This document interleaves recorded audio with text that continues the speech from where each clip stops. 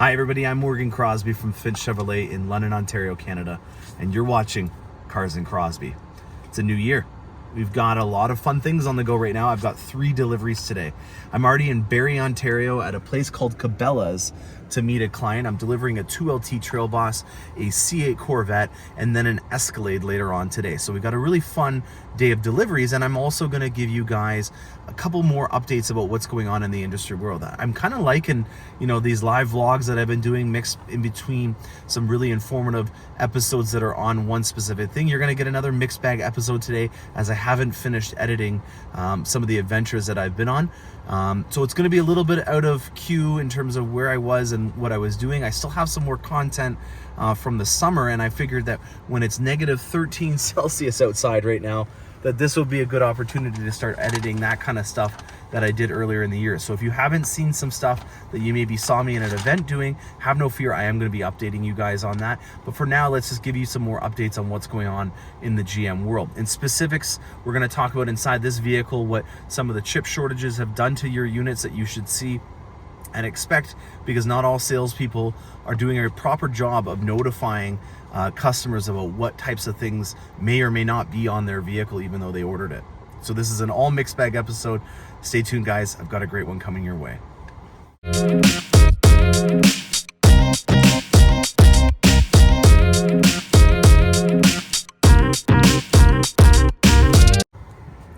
All right, Cabela's. Never been there, excited to go through it and get myself a survival kit. Not a major one, but just something to put in the back. These areas in particular in the backs of the seats are really great with being able to put one in there. And just like that trip that I did to PEI for 4,000 kilometers, there's something that may go wrong on that, and it's a really good safe thing to do is just to put one in there. But you also have your OnStar. Now OnStar comes with an SOS feature, and that is where a trained individual that's like a first responder is going to be there to help you out. So it's not just some individual that's basically just going to tell you to call the cops. They do a lot, and they have an ability to do a really amazing job on some things that you've probably seen some of the commercials, because they just had their 10-year anniversary, and it's a very decent thing that you never expect to have to use, and maybe you don't look at it in terms of value when you purchase a vehicle, but you do get OnStar equipped on all of our vehicles. And the roadside assistance that comes with it for 5 years, 100,000 kilometers or 60,000 miles is one thing, but there's more to it than just that, and you can't put a price on safety. Now, another thing that I want to talk about is the features that are in some vehicles or may not be in some vehicles. This is a 2LT Trail Boss. You'll see it has a heated steering wheel here, and then down over here, there's where this heated seats should be. Now, on the window sticker, you'll see that in this line right here, it says that it doesn't have remote start, and then it also doesn't have the front seats, but it does have a credit of $50, and then it says includes later a retrofit. Now, on some specific models, they will actually still even have the buttons on here. So don't think that just because the buttons are in there, that means that your vehicle missed the cut on that. There's a lot of things right now that are kind of changing on a moment's notice, and the steering column lock, start stop, heated seats are the ones that you've seen out right now, but there are some more that are going to be coming out in the future related to parking sensors and stuff like that. I know it sucks, but the good news is that most of the things that you're seeing where they're not available, you're getting a credit, but then you're also going to see that they're going to install it later on. And they're saying with this specific situation with the heated seats that by the time you get your first oil change, which should be likely around 6 months, that they'll have the retrofit that they can do. So in these seats right now, there is the heated seat element. They're not tearing apart your seats. You're not gonna have to worry about your bolsters not being put together properly.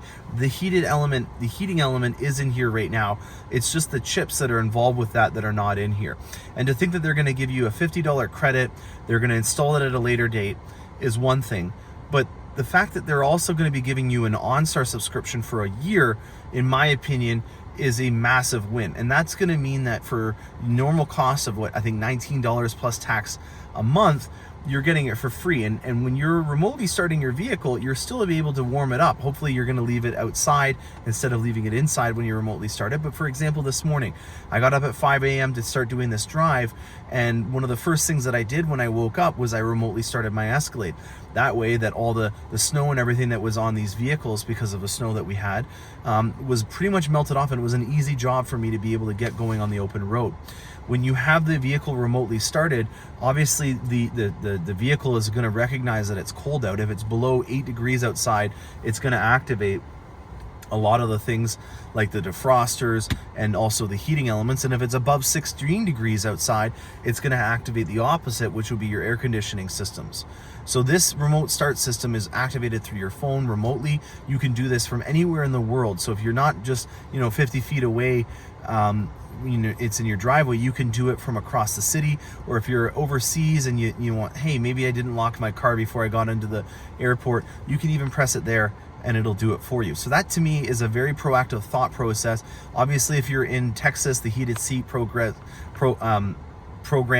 isn't going to really affect you, but there might be something in the near future like the parking sensors not being available on some of these. And it's the parking assist, not the actual parking sensors. So I should be more specific with that. The automatic parking assist program, where some vehicles that we have can park themselves, is the latest victim of this situation. So not a lot of people take advantage of that. Not a lot of vehicles even have that equipped to it.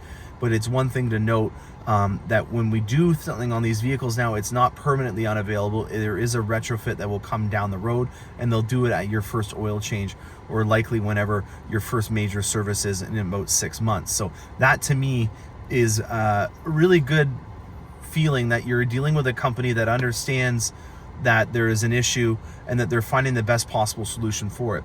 And let's also, just this specific example maybe kind of rings true. Most people that are buying a new vehicle are trading in something that's a lot older. In this specific example, the individual has a Silverado Custom that has 270,000 kilometers on it. That, between this with having no heated seats, a Silverado Trail Boss that's brand new, I would take this any day of the week over my older trade-in. So to think that you could have a situation where this was still sitting at the factory waiting for the heated seat chips, or the fact that you're going to be able to drive your brand new rig until that comes in, I would take this situation over the other one any day. So I'm going to do the delivery on this. I'm going to check out this Cabela's place, let you guys know what I find in there, and then we're going to get back to the dealership. I'm going to load up the Corvette in the car hauler, and we're going to go to Markham, Ontario to do our second delivery for the day. Well, this takes the cake for the most rustic delivery I've ever done. Check out this little atmosphere for a signing. Not bad. Got some mountain lions, some rams, got a trusty beaver over here. Fastest animal in North America. Nice. Like a 10-point buck or something. He's got a broken antler, but he's still pretty high points. Big elk, little lynx hiding back there. Got another sheep. Checking it out. Look at a little zoo inside of this place. Wow. Some wolves chasing down. Looks like a caribou or something. That's pretty crazy. Check that out. And then, whoa, a moose. Damn. That is one big boy. Holy moly. Gun library. What the heck is this? Library for guns? Oh boy. Jeez Louise. Wow. All right, on to my next delivery. I'm sad to say, guys, but the Z06 has been sold over Christmas break, so this one is no longer available. Just had a shipment of vehicles come in, and this AT4 here came in this morning, and it's already on its way out. So we got that one going out. Look at that Thule on top of the ESV over there. Pretty cool, eh? I got mine. Nice winter tires on it. And then we got another luxury that I'm delivering to Oakville right now. So I'm gonna go to Oakville and show you guys some more cool things inside of that showroom at Lockwood. Well, on my way out, I got another shipment of trucks, 3500s and Black Diamond editions. Already had one of these go out right before Christmas. This unfortunately didn't come in time, but High Country and Black Diamond editions. This one's a 3500, so a little beefier in the springs in the back. So payload's a little bit better, and it's got a long box on her. She's a land yacht. Look at that. No price difference for doing that, which is kind of interesting. I always wonder why someone wouldn't want to do that. I guess it would have to come down to what you rate it for when you're towing different places. Like in Ontario, for example, you have to get a special license when you tow. So maybe that might be the reason. I'm just thinking out loud here, but some nice beefy diesels coming in on the lot. All right, Escalade's dropped off. Just seeing some old friends like we had in the last episode. This thing, I just love it. You can't beat a Stingray. One of my favorite cars. And then we didn't talk a lot about this, but there is a nice 911 Targa. I had an 83 911 and I loved it. It was a 3.2 water-cooled 6 in it. This is, it's very simplistic, but at the same time, guys, it's one of the best vehicles I've ever driven. Very cool. And we already ripped on those ones over there. We already know about those ones. Another yellow one. Nice little Spider. Again, just to note, guys, when we take our top off, we still have a trunk in the back. They don't. All right, another early morning on our hands and another delivery. It actually is day 2. I couldn't get it all done. I didn't have enough time to deliver this to Toronto. So I thought I'd do it the next day instead of just trying to rush it late at night. And I'm glad I did that because now I have all day, or at least all morning, to get this beautiful 3LT to its new owner. Now we've got a little bit of a blunder to talk about on this specific model. If you notice here, the nacelles are painted in carbon flash metallic. And I've gone on quite a bit, on the channel at least, about how I quite like the look of having the entire top end done. And so did the person that ordered this vehicle. You guys got to be very careful when you order these vehicles because there's actually 2 specific ways that you can order this. And it says on this one, nacelles painted body color to match top, instead of saying nacelles painted and the body top, or the top painted as well. So I, doing all my due diligence, I took his order, I saw it, I placed it in the system, I confirmed the order and sent him to it. And at no point did we realize that he was looking for the completely covered top. And therefore, when I confirmed with him the order and I showed it to him, he agreed with it without looking too much into the details and seeing that it said body color to match. So it's unfortunate that happened. There is ways that we're gonna get this remedied. He is taking this to a shop to get wrapped. Unfortunately, Scotty's Shine Shop was not able to do this job. That's okay. It doesn't mean that, all of our jobs are gonna get done there. But one thing that I've offered on the channel, and this is no exception, is that if you're gonna be getting a Corvette, especially if you're gonna be getting it in the winter, and if you're gonna be getting it where you're gonna be doing some work to it, it's a cost advantage solution to be able to give it to the detailers and the PPF team right from the factory, so that they don't have to do a lot of paint correction, they don't have to drive to the place and worry about getting stone chips. And so I was more than happy to help them out in doing that. And so that's one of the reasons why we're delivering this today, and we're delivering it to another body shop. I've never been to this one before, but that's where this is going. And it's in order to get the top wrapped in Galaxy Black, which is the 3M name for carbon flash metallic. There is a shortage on it right now, so be very careful about making the assumption that your team will be able to get it for you right away. And then it's also getting an entire body wrap, so the entire Corvette is getting wrapped up. We have the 5VM kit from ACS Composites on here in carbon flash metallic. We've got also the high wing, which was done from the factory. If you guys remember, it had those cool little stickers on there covering up the pre-drilled holes from the factory, which was very nice. It means that Todd didn't have to do a template drill on the Corvette. We have on here a 2LT interior. It's a hard top, and it's got, in my opinion, some people want to say that this is just a basic black interior, but I don't agree, especially when you get it even in a 2LT.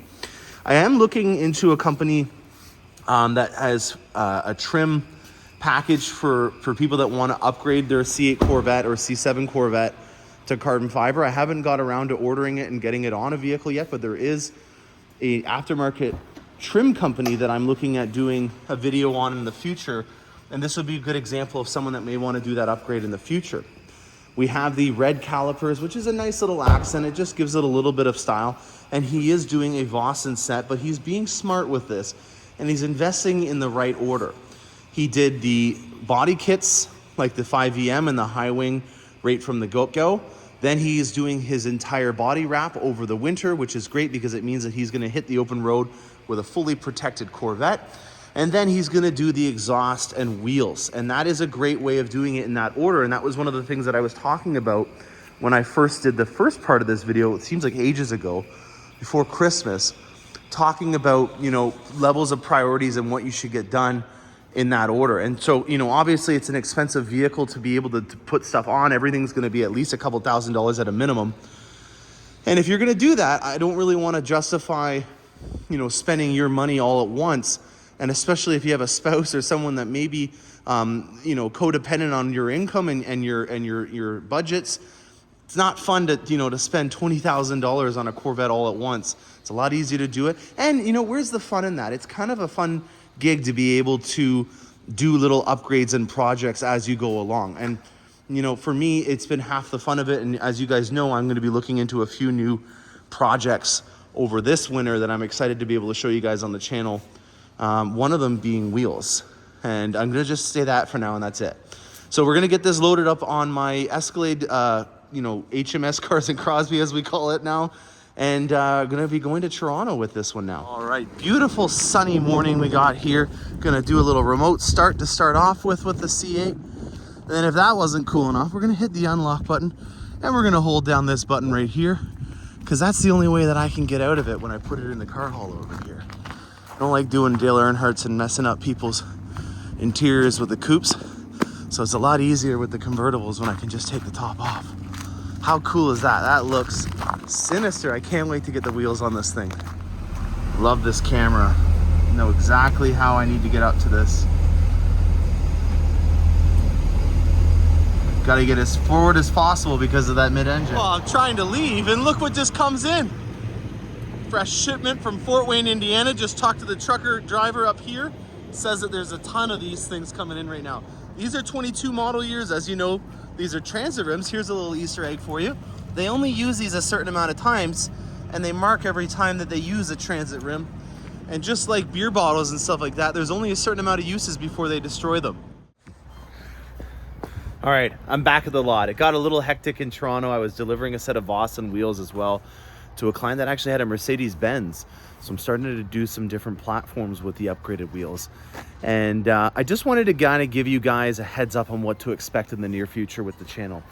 I'm gonna start to try to do more episodes like this and then have more feature episodes that have a higher level of production scattered in between. I still have a decent amount of content from the summer, and when it's obviously, you know, crummy out and it's in the winter, there's not a lot of things that I can show you guys that are worthy of the channel. So I've kind of, you know, pack ratted those things for opportunities where I don't have a lot to talk about. But right now in particular, there's a lot of positive things to talk about with General Motors. The Consumer Electronics Show is live right now, and if you were on any automotive publication, you would have seen a ton of announcements of things that GM is coming out with.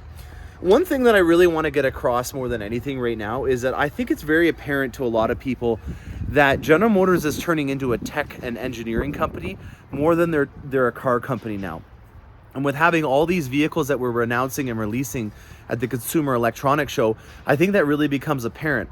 The one that stood out for me was the Silverado EV, and I'm very happy to report that I put my deposit down. I made an announcement on my Instagram page, and I took 11 deposits, one of them being mine, yesterday on the first day. And then anyone that's on our GM websites can also place a $500 deposit and get their name on the list. Production's going to start on that in the fall of 2023, and that sounds like it's a long ways away, but you guys got to remember, we're now in 2022, so it's really only about a year and a bit away from having it. And my impressions are of it is a very cool electric Avalanche. I think it looks a lot like the Avalanche. I think the utility of having the back end come down so you can put stuff in from the bed into the back of it, into the cab, is very Avalanche-esque. And it's also built on the Hummer platform, so it's like an Avalanche version of the Hummer, in my opinion. It has an expensive price point if you're going to get one of the fancy pants RST versions, but where I'm really interested in it is seeing what kind of applications are going to be there for the work truck model.